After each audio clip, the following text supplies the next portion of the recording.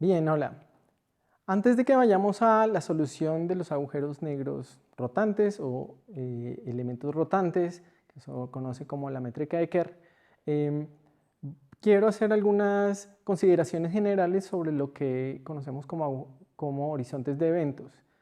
Los agujeros negros, que es, digamos, el elemento interesante de toda esta construcción que hemos venido trabajando, están caracterizados precisamente por tener estas regiones del espacio-tiempo, los horizontes de eventos. Entonces hoy quiero precisar mejor o hacer unas consideraciones generales para que cuando vayamos a la solución de Kerr veamos si esta solución presenta o no los horizontes de eventos. Entonces nos vamos a concentrar en la situación en que los espacio-tiempo sean asintóticamente planos. Esto quiere decir, y ya lo he dicho en otras ocasiones, que si yo me alejo mucho del objeto, entonces el espacio retorna a ser Minkowski. Esto no es lo más general, pero entonces eso es lo que vamos a imponer nosotros en esta discusión, que puede ser mucho más elaborada en general. Entonces voy a considerar que asintóticamente nuestro espacio es como Minkowski, y quiere decir esto que su diagrama de Penrose, al menos cuando tenemos conocimiento sobre cómo sería el diagrama de Penrose cuando yo me alejo mucho, o sea, tengo el infinito futuro y el infinito pasado bien definidos como en Minkowski igual. Lo que no conocemos es precisamente la parte izquierda de la gráfica, donde vendrían las consideraciones particulares de mi espacio-tiempo. Entonces, vamos a definir de lo que hemos visto para Schwarzschild, que en general entonces el horizonte de eventos va a ser precisamente esa zona que divide líneas de mundo de dos tipos. Entonces hay líneas de mundo que cuando se proyectan en el infinito terminan precisamente en el futuro infinito o comienzan en el pasado remoto, en el pasado espacialmente infinito. Y hay otras líneas de mundo que no pueden arrancar de ahí o no pueden terminar allí. Así que entonces vamos a definir precisamente los horizontes de eventos como esa frontera entre esos dos tipos de líneas de mundo físicas. Porque podríamos también incluir, por ejemplo, las líneas de mundo como de espacio que entonces podrían, por ejemplo, salir del agujero negro, salir del horizonte de eventos. Entonces esa va a ser nuestra definición. Es una región, una hipersuperficie que separa geodésicas, líneas de mundo, perdón, que terminan en el futuro remoto espacial o inician en el pasado espacial infinito. Eso quiere decir que si yo cojo el futuro, el futuro espacial, y proyecto todas las líneas de mundo hacia atrás, toda su conexión causal, todas las posibles conexiones causales pasadas del futuro, de la frontera futura, voy a tener que precisamente el horizonte de eventos va a ser esa frontera.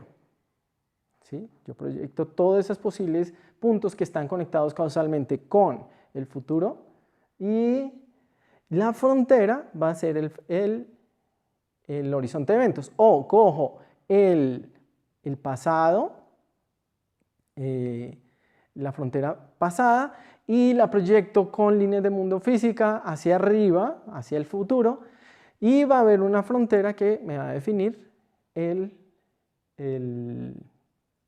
horizonte de evento. Entonces aquí estoy definiendo el pasado y el futuro causal de las fronteras I más e I menos. Y la frontera va a ser precisamente, entonces estas son las conexiones causales pasadas de I más y las conexiones causales futuras de I menos. ¿Sí? Entonces uno la proyecto hacia atrás y el otro la proyecto hacia adelante. Y la frontera me está definiendo entonces lo que conocemos como horizonte de eventos. Entonces, si se dan cuenta, yo estoy aquí haciendo una discusión que al final va a parecer precisamente a lo que ya hemos encontrado con el espacio de Schwarzschild, porque entonces estoy pensando en asintóticamente plano y la situación pues tiene que recuperarse de tal manera que vemos que es consistente. Pero estas definiciones se pueden extender y hacer una discusión un poco más general, pero entonces para mi intención no voy a extenderme hasta allá. Estoy viendo que esta definición me sirve para generalizar o para verlo de una manera un poco general, lo que llamamos horizonte de eventos. Ahora, como yo estoy extendiendo toda la conexión causal hacia pasado o futuro, la frontera tiene que estar definitivamente dada por geodésicas nulas. O sea, es una hipersuperficie que está generada por ellas y eso es lo que se conoce como una hipersuperficie nula. Para ser específico, digamos matemáticamente, una hipersuperficie nula es una hipersuperficie cuyo vector normal tenga norma nulo, es cero.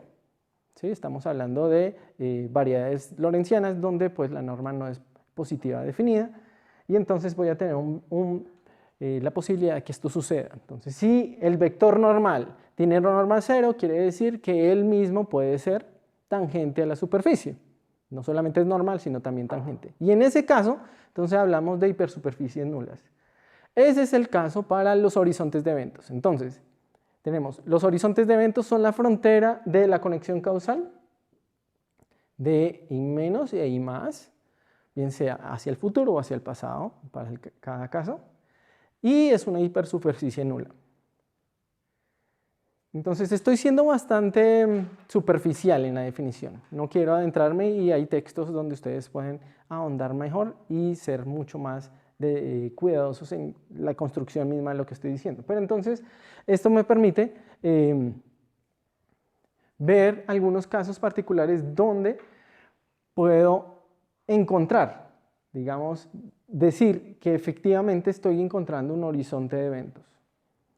Entonces vamos a considerar el caso donde eso es, digamos, fácil de evidenciar, que es el caso en que precisamente tengo un espacio asintóticamente plano, que es estacionario y cuyos horizontes de eventos van a ser esféricos. ¿Qué va a ser precisamente el caso con la métrica de Kerr, como vamos a ver? Entonces, en esas situaciones voy a poder escoger un sistema de coordenadas o una carta donde precisamente el horizonte de eventos quede rápidamente evidenciado. Entonces vamos a ver que voy a escoger algo como coordenadas esféricas y tomemos las hipersuperficies dadas por R igual constante. Si yo me paro muy lejos, yo sé que la situación debe que verse como Minkowski, ¿cierto? Y las hipersuperficies de R constante tienen la topología de una esfera veces R, que sería el tiempo. Entonces esta esfera es lo que ya varias veces hemos mencionado como la esfera de los ángulos, las coordenadas angulares, y el R es del tiempo. Entonces estas hipersuperficies, bajo estas consideraciones, van a contener la siguiente situación. Entonces, cuando yo estoy afuera, cuando tengo R's mayores a cierto RH, que va a ser precisamente la posición que me va a dictar el horizonte de eventos, estamos diciendo que son esféricos, si son R's mayor a RH, las hipersuperficies van a ser como de tiempo. ¿Ok? Cuando en cambio R es menor a RH, estas hipersuperficies son como de espacio. ¿Por qué lo sé?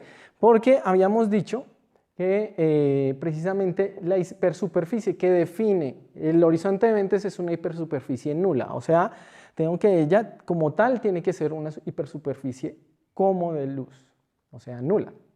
¿Sí?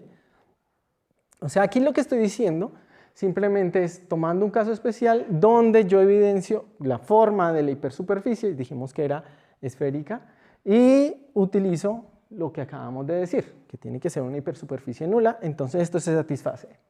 Ahora, sabemos que esto se satisface en el caso usual, pero si esto es cierto, entonces cuando yo bajo, cuando tengo R's menores, eso tiene que satisfacerse hacia abajo. Las hipersuperficies de R constante tienen que ser ahora como de espacio, no como de tiempo. ¿Qué consecuencias qué trae esto? O sea, yo pude haberlo arrancado de aquí y ver esto, pero entonces esto, digamos que no he introducido nada matemático hasta acá. Ahora sí lo voy a tratar de formalizar. Como son superficies de R constante, yo sé cuál es el vector normal. Y de él puedo calcular la norma. Entonces el vector normal es simplemente la dirección R. Y la norma es simplemente utilizar la métrica en este caso, ¿cierto? Ahora, como estas derivadas, estoy suponiendo aquí que puedo escoger unas coordenadas apropiadas, en particular son ortogonales, esta derivada simplemente va a ser la única que sobrevive la dirección R que me va a dar esto. Entonces, si estoy diciendo que la hipersuperficie es nula, esta norma me tiene que dar 0 precisamente cuando yo me paro en el horizonte de eventos. Estamos viendo entonces que para estas situaciones la forma de evidenciar un horizonte de eventos es el punto donde la inversa de la componente RR se anule. Si se dan cuenta, esto tiene sentido con lo que habíamos dicho de Schwarzschild. En Schwarzschild veíamos el horizonte de eventos, el radio Schwarzschild, que es el punto donde el inverso de la componente RR en la métrica da 0. ¿Sí? Precisamente aquí estoy suponiendo como la métrica diagonal, o sea que el inverso, la componente RR del inverso de la métrica es el inverso de la componente RR de la métrica. Entonces, esta va a ser una herramienta que vamos a utilizar, que hemos extraído de acá, para evidenciar el horizonte de eventos en la métrica de Kerr. ¿Qué sucede? Que no es la única posibilidad, existen otros tipos de horizontes de eventos que pues aquí no voy a discutir en detalle, que son los horizontes de eventos de Killing. De todas maneras, quiero mencionarlos. Sucede que también pueden haber hipersuperficies donde los vectores de Killing ellos mismos se anulen. Entonces, estos horizontes de Killing son precisamente esas hipersuperficies. Y para ejemplo, para que tengan un poco de claridad de qué es lo que está sucediendo ahí, tomemos el espacio de Schwarzschild. El espacio de Schwarzschild tengo dos vectores de Killing correspondientes a la traslación temporal y también teníamos al axial. ¿Okay? Esas eran fáciles de evidenciar. Y si yo tomo el vector de Killing temporal, que era simplemente la componente 0, 1 y el resto 0, tengo que su norma va a estar dada precisamente por GTT, la componente temporal de la métrica. Y él se va a anular precisamente en el radio de Schwarzschild. ¿De acuerdo? Entonces vemos que el horizonte de eventos del espacio de Schwarzschild coincide con el horizonte de Killing en ese caso. Y es una situación relativamente general que los horizontes de Killing y los horizontes de Killing y los horizontes de eventos coincidan por lo menos para los casos estacionarios. Pero no es lo general. Puede existir situaciones donde ambos no coincidan.